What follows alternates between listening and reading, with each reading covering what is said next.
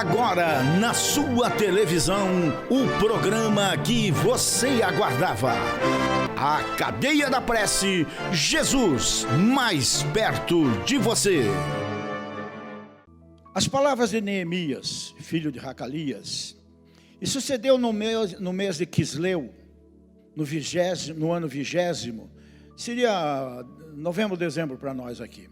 Estando eu em Suzã, a fortaleza persa, é bom acrescentar, que veio Hanani, um de meus irmãos, ele e alguns de Judá.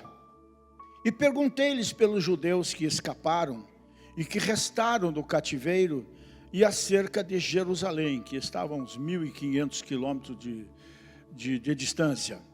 E disseram-me, os restantes que não foram levados para o cativeiro, já lá na província estão em grande miséria, desprezo, e o muro de Jerusalém rachado, fendido, e as suas portas queimadas a fogo. E sucedeu que, ouvindo eu essas palavras, eu me assentei, chorei, lamentei por alguns dias, e estive jejuando e orando perante o Deus dos céus, e disse, Senhor Deus dos céus, Deus grande e terrível, que guardas a aliança e a benignidade para com aqueles que te amam e guardam os teus mandamentos. Estejam, pois, atentos os teus ouvidos e os teus olhos abertos para ouvires a oração do teu servo, que eu hoje faço perante ti de dia e de noite, pelos filhos de Israel, teus servos, e faço confissão pelos pecados dos filhos de Israel, que pecamos contra ti. Também eu e a casa de meu pai pecamos, de modo de todo nos corrompemos contra ti, e não guardamos os mandamentos, nem os estatutos, nem os juízos que ordenaste a Moisés teu servo. Lembra-te, pois, da palavra que ordenaste a Moisés teu servo, dizendo, vós transgredireis e eu vos espalharei entre os povos, e vós vos convertereis a mim e guardareis os meus mandamentos e os fareis.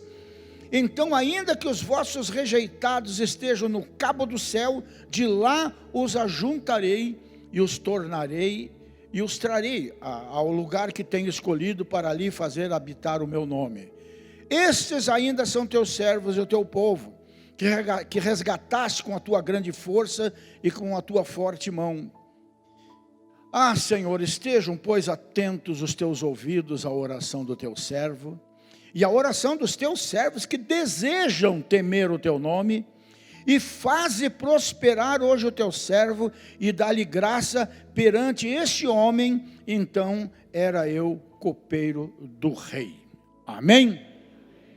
A Bíblia diz que o Neemias era um copeiro.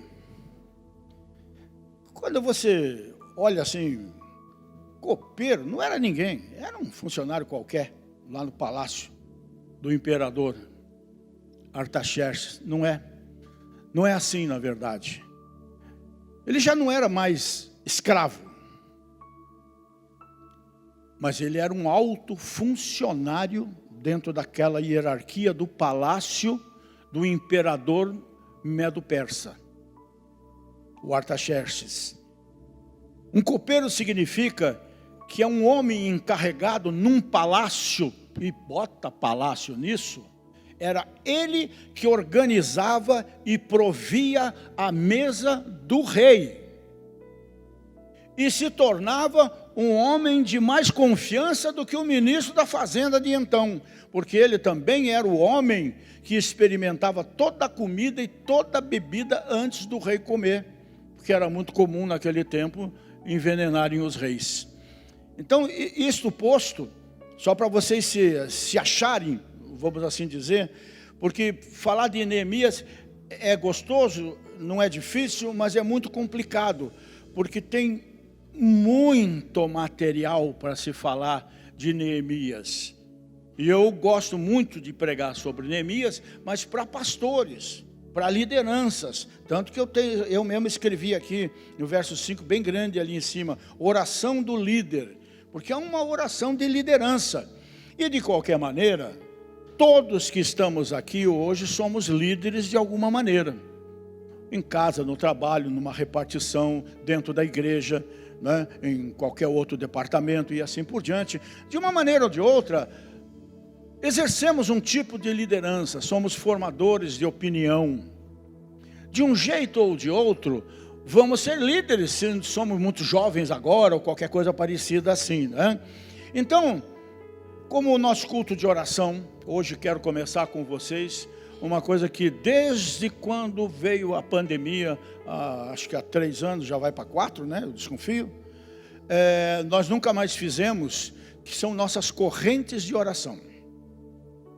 Nossas alianças com Deus por 7 semanas. Vamos reiniciar isso hoje, porque a corrente de oração que foi tão criticada, tão combatida pelas outras denominações, quando a quadrangular se instalou no Brasil em 51, criticavam a gente de todo jeito, até porque a gente veio para causar mesmo, né? A quadrangular veio para causar no meio evangélico brasileiro, que as igrejas eram muito fechadas, não saíam para a rua. E nós viemos com esse propósito, com essa linha de trabalho que a nossa fundadora, Aimee Semple McPherson, implantou nos Estados Unidos há exatos 100 anos atrás. Ir para a rua, evangelizar, porque o sal, para ser sal, ele tem que ser sal fora do saleiro. Esse é o princípio. Não é? Senão no saleiro é sal misturado com sal, não serve para nada. Então o sal tem que vir para a alface, tem que vir para o feijão, para o arroz, para tudo, afinal de contas, para ter gosto, né? Então essa era a ideia. E nós viemos com muitas ideias. Quando eu digo nós, é porque eu sou quadrangular. Naquele tempo, 51, eu tinha 3 anos de idade, né? Mas conheço muito bem essa história. Nós somos do tempo de pregar nas ruas, pregar nas praças. Aqui em Curitiba, todo domingo tinha culto no passeio público, né? Que hoje já recuperado, né? Mas que era um lugar de muito movimento do curitibano. Então nossos jovens pastores, nossos jovens obreiros, mocidades e tudo mais, iam para lá ou para outros lugares em bairros, subiam num caixote lá e pregar o evangelho e ganhar almas. Era um tempo maravilhoso que precisava muito voltar, na verdade, porque as almas continuam indo para onde não deveriam ir, do mesmo jeito que há 70 e poucos anos atrás, né?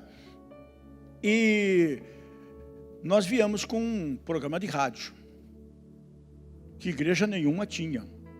Nós fomos para o rádio, até porque, para quem não sabe, há 100 anos atrás, a Aimee comprou a primeira rádio, a primeira igreja no mundo a ter uma rádio própria, fomos nós, e essa rádio está lá em Los Angeles até os dias de hoje, funcionando 24 horas por dia, como também tem lá uma torre de oração que funciona 24 horas por dia, com o povo se revezando, né? Fazendo seus horários em oração, né? E então a Aimee, com aquele jeitão dela, ela implantou muitas coisas para despertar a fé do povo. Toda mensagem que ela pregava tinha um painel atrás. Se ela pregasse sobre o Jonas, pode ter certeza que tinha uma baleia, um peixe enorme. Ela pregava assim, ela era uma artista mesmo, né? A mulher era de um poder, 21 cultos por semana. Todo dia de manhã, de tarde e de noite, para vocês terem uma ideia. Era um tempo espetacular, não é? E então, quando vieram os primeiros missionários americanos pregar aqui, eles também trouxeram algumas coisas que também caíram de pau em cima de nós. A água para abençoar, o pano para abençoar a peça de roupa, esse tipo de coisa, né?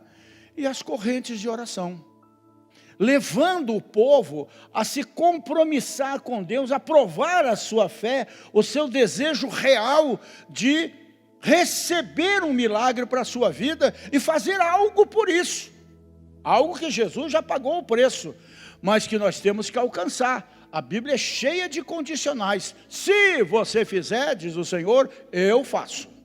Se você começar, eu termino. E nós invertemos tudo. A gente quer que ele comece, faça e termine. Não. é aquilo que ele disse para Gideão, é aquilo que ele disse para Josué e para tantos outros. Vai nessa tua fé, ser forte e corajoso, anda para frente, que eu ando com você. Então a fé não é uma coisa passiva, a fé é uma coisa extremamente ativa. Em outras palavras, a fé bota para quebrar, não é? E então a corrente de oração foi uma coisa que sempre funcionou e que nós vamos passar a implantar de novo, passado esse tempo soturno que nós passamos aí, em todos os cultos novamente nós vamos fazer nossas correntes de oração. Terça-feira eu sempre usei como a corrente do desafio. Então hoje vamos começar a fazer a corrente do desafio e colocar na mão de cada um de vocês a responsabilidade pela resposta da oração. Amém? Deu para entender o porquê?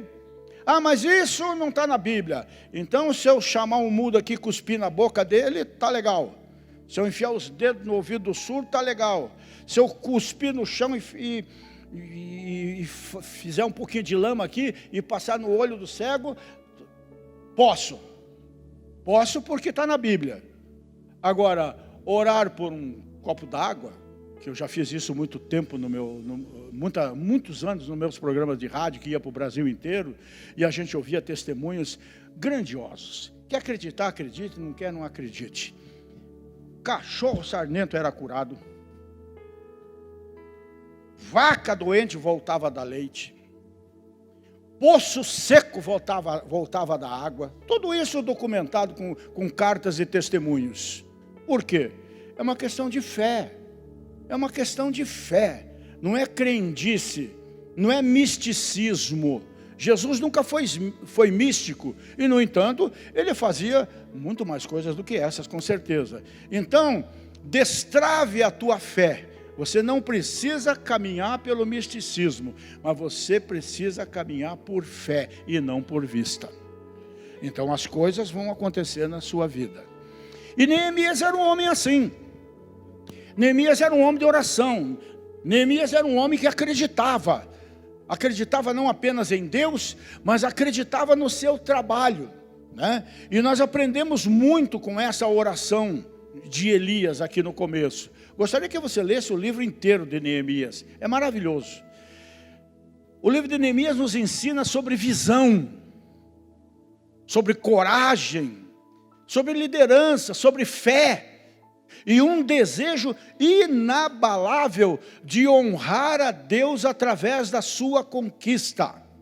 Não é como Davi, não é uma conquista para si, é uma conquista para Deus, da qual nós usufruímos. Quando Neemias recebeu a informação através do seu irmão, de que os muros de Jerusalém estavam em ruínas, que os portões de Jerusalém estavam queimados, ele entendeu claramente, imediatamente, os perigos e a desgraça, né? Verso 3, ele diz assim: disseram os restantes que não foram levados para o cativeiro, lá na província, aí é que ele viu o tamanho da encrenca, estão em grande miséria e desprezo, e o muro de Jerusalém está rachado, e as suas portas estão queimadas a fogo. Numa proporção infinitamente menor, é a mesma coisa que nós voltarmos aqui amanhã e encontrarmos todas essas paredes derrubadas e as nossas portas queimadas a fogo. Aqui é só a nossa igreja. Lá era o templo de Jerusalém, que para o judeu é tudo no mundo até hoje, inclusive para os árabes, né? E apesar da notícia desanimadora, Neemias não permitiu que o desânimo tomasse conta dele. Ele resolveu fazer alguma coisa a respeito, 1.500 quilômetros de distância, não tendo avião, não tendo carro. Resolveu fazer alguma coisa a respeito da situação. E a grande tarefa que ele começou, posteriormente, para reconstruir os muros da cidade, o principal disso que eu quero colocar aqui, foi coberta com muita oração. Nada aconteceu aleatoriamente. tudo foi resposta de oração na vida deste homem, o que a gente vai ver em seguida. E eu gostaria de focar pelo menos 5 pontos aqui, né? 5 lições, vamos assim dizer, dessa oração maravilhosa de Neemias, que garantiu o sucesso da sua mais do que perigosa missão. Porque o que tinha de gente para tentar impedir a reconstrução é uma coisa impressionante, porque era o próprio maligno por trás das nações. Até hoje é assim, né? E esses indicadores de oração de Neemias podem nos ajudar em nossa própria vida de fé, enquanto nós estamos lutando contra os desafios, as inseguranças que nos cercam hoje, e até alguma perda, até algo muito importante na sua vida que foi destruído ou está sendo destruído. Saúde, família, casamento, relacionamento, negócios, investimentos, empreendimentos, né? Então, pastor, quais foram as estratégias de oração que Neemias adotou? E que lições, então, nós podemos aprender? Então, vamos lá. Primeiro, no verso 4, diz assim: sucedeu que, ouvindo eu essas palavras, eu me assentei, chorei e lamentei por alguns dias, estive jejuando e orando perante o Deus dos céus. Neemias orou, uma outra versão bíblica, a minha Bíblia, confesso que não é a melhor versão, mas eu vou tirando das outras, escrevendo aqui, né? A versão melhor diz que ele orou fervorosamente. E este é um segredo. Olha para mim. O quanto você quer isso que você ou necessita, ou sonha, ou está precisando. O quanto você quer receber. Quando você quer receber. Isso depende de Deus. Não é 100% assim. Depende muito de quem pede, de quem insiste, de quem não desiste, de quem tem fervor na oração. Buscar-me-eis e achar-me-eis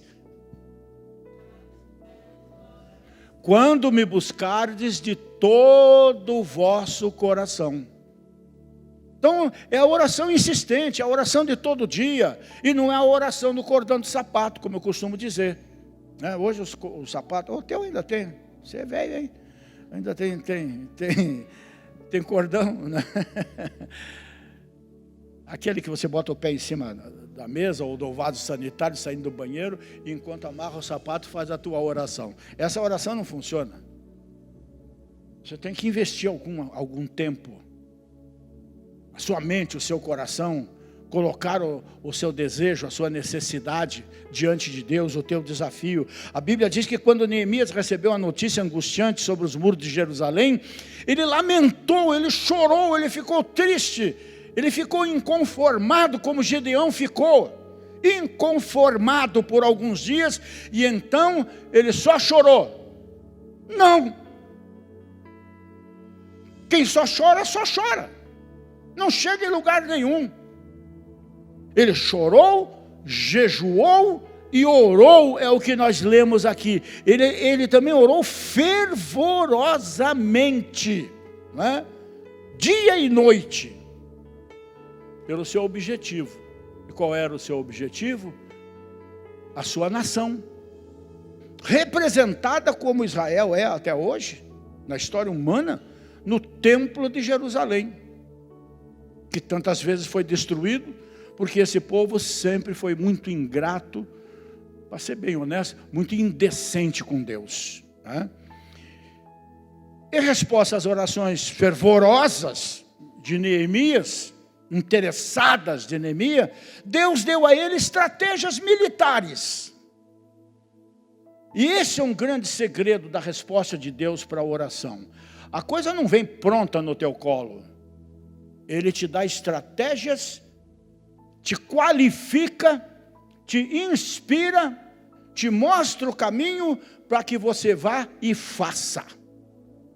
Deus tem prazer em ver os seus filhos trabalhando naquilo que pediram a Ele e que Ele dá estratégia de como fazer. Ele abre uma porta, Ele dá uma ideia e a gente corre atrás e Ele abençoa tudo aquilo e transforma aquele sonho em realidade. Deus deu a ele estratégias militares, deu estratégias políticas, deu estratégias administrativas, deu estratégia de liderança que o ajudaram a realizar uma tarefa extremamente difícil, mas com sucesso.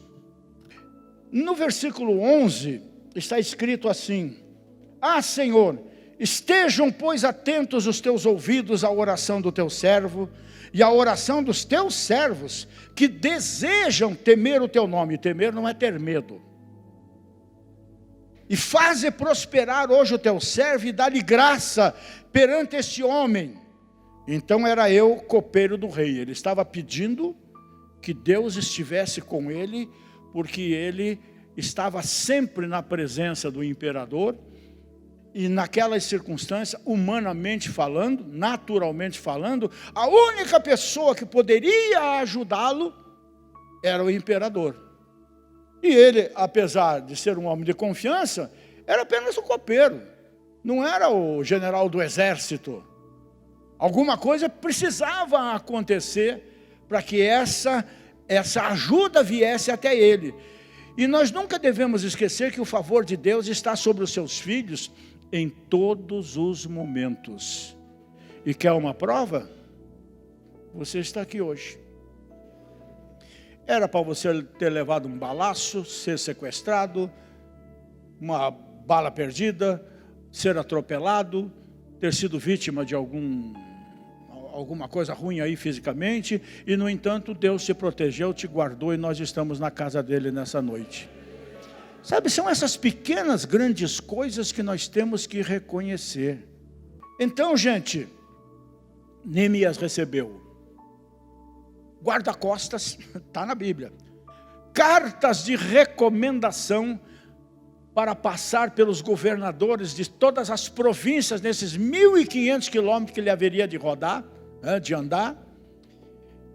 Recebeu madeira necessária, não apenas para os reparos da cidade, mas também para a sua futura residência em Jerusalém, embora o imperador disse: olha, eu vou liberar você por um tempo, mas eu preciso de você aqui de volta.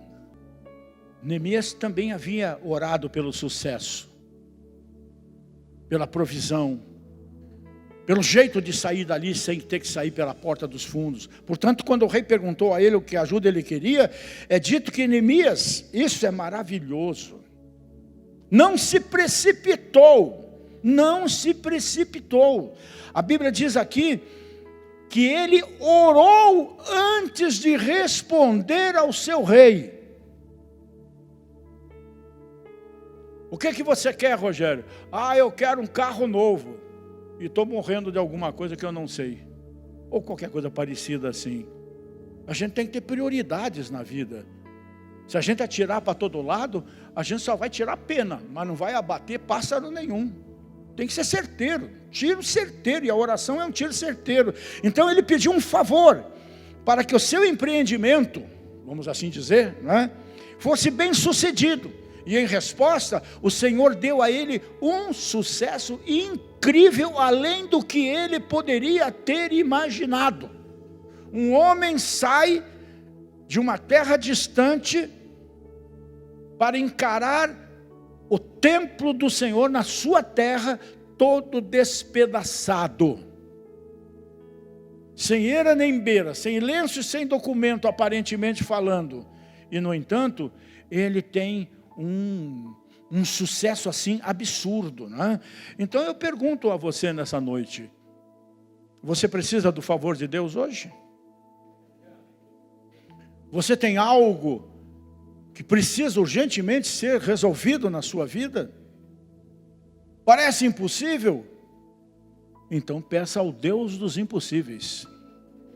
Parece que não tem como fazer, como no caso de Neemias. Nunca esqueça que o nosso Deus, através da nossa oração e da nossa fé, traz à realidade as coisas inexistentes.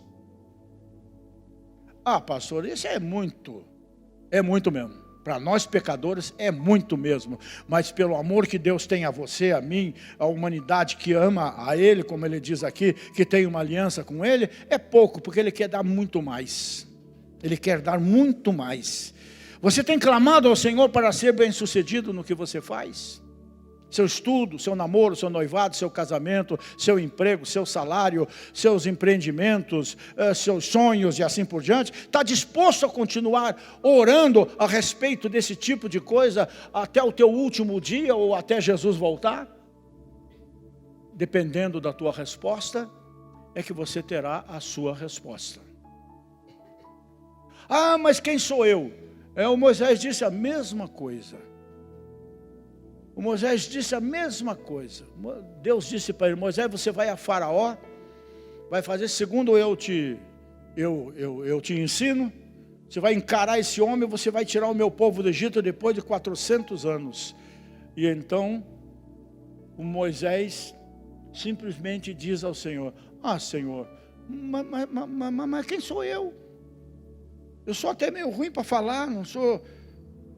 Não sei me expressar direito e tudo mais. Quem sou eu para que me mandes para uma tarefa tão grande? E eu vou chegar lá na frente do faraó e vou dizer o quê? Você vai dizer que o eu sou te mandou lá para acertar as contas com ele. Eu sou o que sou. Eu sou Yahvé. Eu sou a presença. Eu sou o que pode todas as coisas. Eu sou tudo aquilo que o meu povo precisa. O Senhor Jesus é tudo o que você precisa, em todas as dimensões da sua vida, corpo, alma e espírito. A alegria do Senhor é a nossa força, não é a nossa choradeira. Não é a nossa fraqueza. Coitadinho de mim, eu sou um verme, eu sou uma ameba. Para com isso. Você foi criado por Deus, você foi gerado por Deus, você foi transformado em Jesus, Filho de Deus, co-herdeiro com Jesus Cristo, sacerdote justo. Você é coisa que você nem imagina ser, porque não se assume. Se assuma. E tem um jeito de se assumir, conhecendo a verdade e falando com aquele que escreveu a verdade para nós. Amém? A Cadeia da Prece, Jesus mais perto de você.